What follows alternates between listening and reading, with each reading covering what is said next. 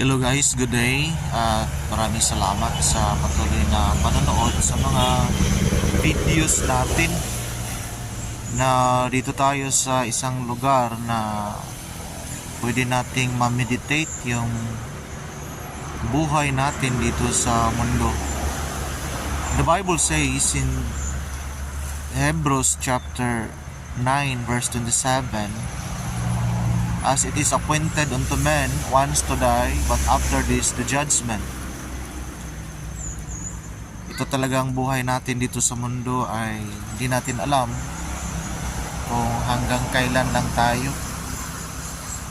Someday we will stand before God and face His judgment, kasi wala namang forever dito sa mundo.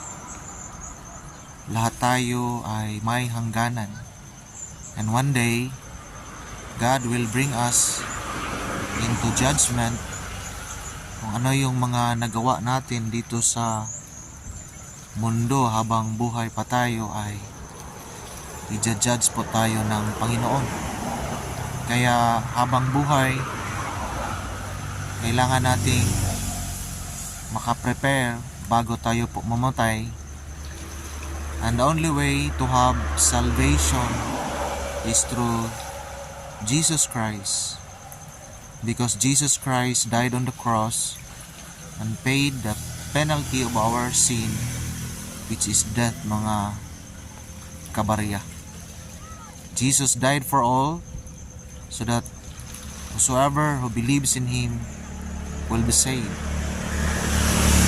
Kailangan nating tanggapin si Jesus Christ bilang personal na tagapagligtas po ng ating buhay. Yan lang po. Maraming salamat.